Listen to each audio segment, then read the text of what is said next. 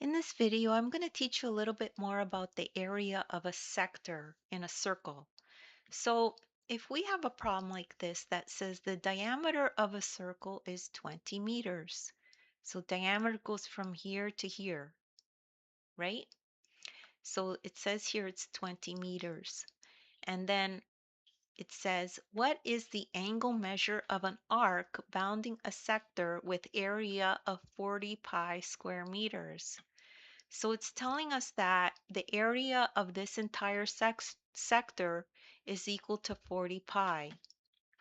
So first thing to remember is the formula for the area of a sector is K equals M over 360 times A.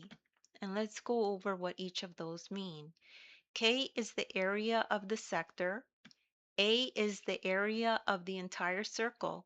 Okay, the area of the entire circle. M is the measure of the arc in degrees. So we're trying to find M.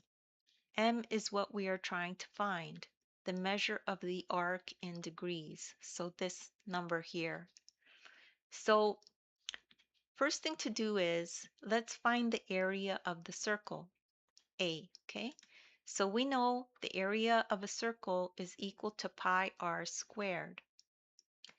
So we know the diameter is 20 meters, so that means the radius would be 10 meters because the radius is half the diameter, or d divided by 2.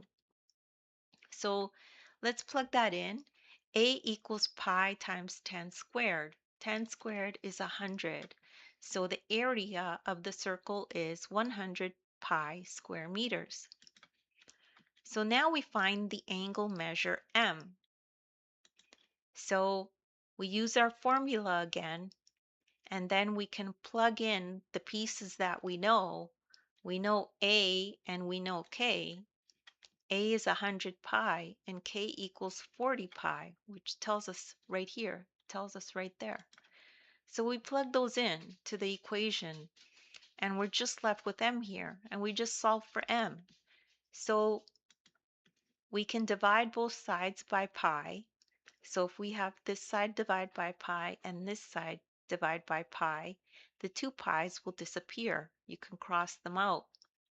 So then you're just left with 40 equals M over 360 times 100. So now you multiply both sides by 360, so you could get rid of it here in the denominator. And then when you do that, 360 times 40 is 14,400 equals 100m is what you're left with on this side.